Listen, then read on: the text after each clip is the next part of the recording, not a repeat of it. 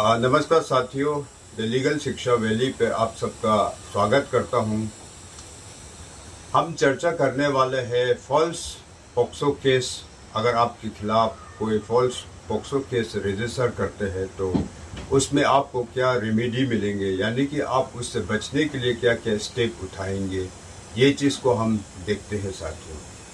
ये POCSO act एक बहुत ही स्पेशल कानून जो हमारे भारत में है, तो ये बहुत दुखद की बात भी है कि कहीं कहीं इसका मिसयूज़ किसी अपने ईगो को सेटिस्फाइड करने के लिए, किसी सिविल डिस्प्यूट को लेकर के, छोटे मोटे बातों को लेकर के इस पॉक्सो के तहत किसी के अगेंस्ट जो है एफआईआर दर्ज करते हैं और किसी को बेमतलब में अरेस्ट और किसी का तो सज़ा भी हो जाते हैं। तो ये चीज़ जो है हम सबको जानना बहुत ही ज़रूरी है कि इस कानून के तहत जो है किस प्रकार से अगर फॉल्स एफआईआर आपके अगेंस्ट दर्ज करते हैं तो उस सिचुएशन में आपको क्या स्टेप उठाने हैं, किस प्रकार से अपना लीगल राइट्स को आप यूज़ करना है ताकि उस केस को जो है आप जीत सकें। तो साथियों, अगर फॉल्स केस दर्ज होते हैं तो उसमें आपको घबराने की बात नहीं है। आप जो है तो इसमें हड़बड़ाए नहीं, इन्वेस्टिगेशन का साथ देना है ताकि आपका लीगल राइट्स को आप इस्तेमाल करके आप खुद अपने आप को जो है कानून के नज़र में आप साबित कर सकें कि मैं बेगुनाह है।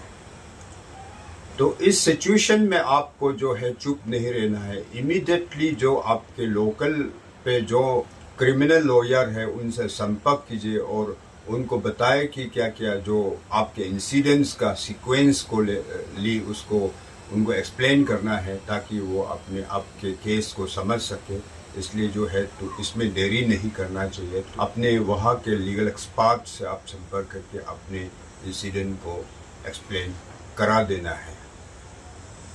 पॉक्सो एक बहुत ही एक स्ट्रॉन्ग और स्पेशल कानून ज़रूर है, लेकिन इसमें एक ऐसा नहीं है कि आप बेल अप्लाई नहीं कर सकते। अगर आपके साथ फॉल्स एफआईआर दर्ज करके आपको अरेस्ट हो गया तो आप तुरंत ही उसमें बेल लगाना है, नहीं तो फिर आप एंटीसिपेटरी बेल के लिए अप्लाई कर सकते हैं। एंटीसिपेटरी बेल जो है आपको सेशन कोर्ट में आप अप्लाई कर सकते हैं। अगर इनके सेशन में अगर रिजेक्ट हो जाते हैं तो आप हाई कोर्ट जा सकते हैं या सुप्रीम कोर्ट। इस प्रकार से जो है कानून का दरवाज़ा हर किसी के लिए खुला रहता है। एविडेंस यानी कि जो सबूत है, सबूत को जितने हो सकता है आपके फेवर में जो सबूत है उस चीज़ को जो है कलेक्शन करना आप स्टार्ट करना चाहिए। चाहे आपके मोबाइल के जो व्हाट्सएप से आप किसी उन जो एलिगेशन लगाए उस व्यक्ति के साथ आप चर्चा किया है, यानी कि चैटिंग किया है, तो उसको आप जो है प्रिजर्व करके रखना है। अगर ईमेल के जरिए आप संपर्क किया है तो ईमेल को आप डिलीट ना करें, उसे रखिए।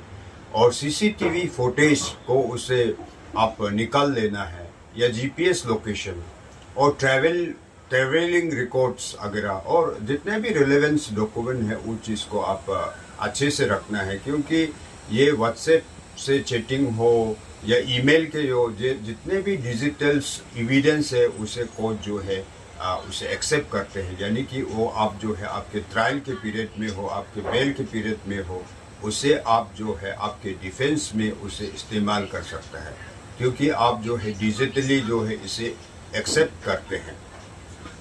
ट्रैवलिंग रिकॉर्ड जो है बहुत इम्पोर्टेंट है, क्योंकि सपोज मानिए आपके खिलाफ जो है एफआईआर हुआ है दिल्ली में, लेकिन उस वक्त जो है आप थे मुंबई, तो उसी ट्रैवलिंग रिकॉर्ड को, जैसा होटल में आप रहने का रूम नंबर सपोज, आपके लिए बहुत ही एक अच्छा डिफेंस एविडेंस होगा जो आपकी विटनेसेस का कलेक्शन करे। तो यानी कि आपके ऊपर जो है फॉल्स एफआईआर लगाया, यानी कि एफआईआर दर्ज हुआ, तो उस वक्त जो है एलिगेशन लगाते वक्त जो है कौन कौन सा विटनेस थे जो आपको इस कार्य करते हुए देखा है, ये विटनेस लोगों का भी कलेक्शन आप कीजिए, जो कि आपके लिए जो है बहुत लाभदायक या हेल्पफुल होगा। तो इसलिए विटनेस का जो कलेक्शन, अगर इस इंसिडेंट को अगर किसी विटनेस ने देखा है या समझा है या उनको कोई जानकारी है, तो वो विटनेस का कलेक्शन भी आप जो है उसे ना भूलिए। यानी कि विटनेस का आइडेंटिफाई करके उनसे संपर्क कीजिए और उनका कलेक्शन कीजिए।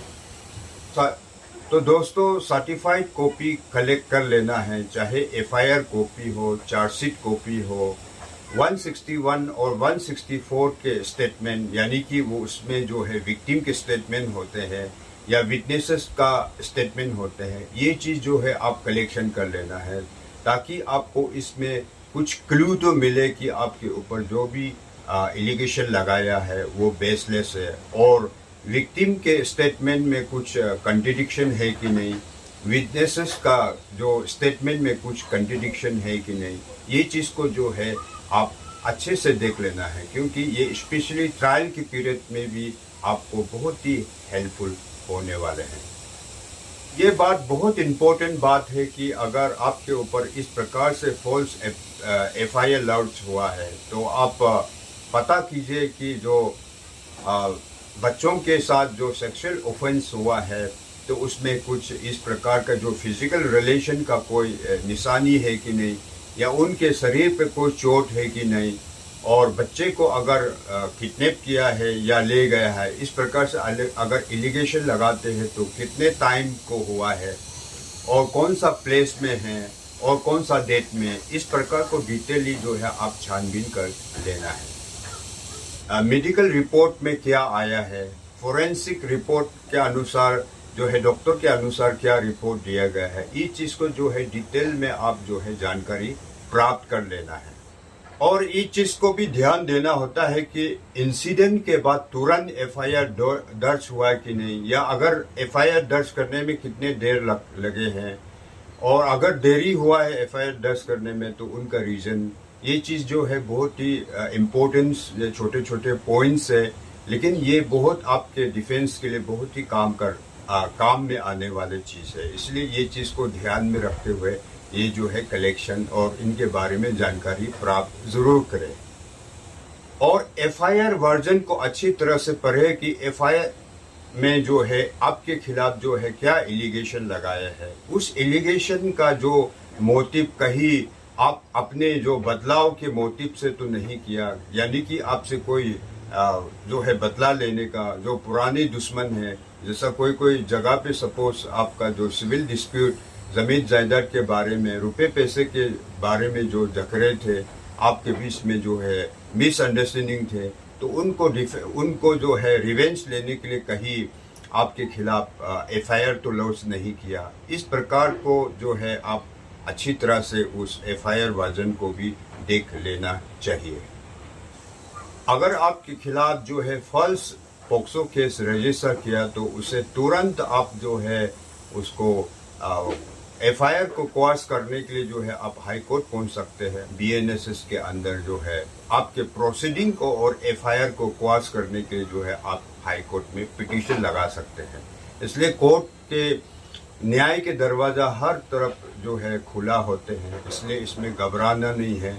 अगर आपके खिलाफ जो है गलत हो रहा है तो उसमें आप ट्रायल के पीरियड में भी उसे आपके प्रोसीडिंग को और एफआईआर को क्वाश करने के लिए जो है आप हाई कोर्ट का दरवाज़ा खटखटा सकते हैं।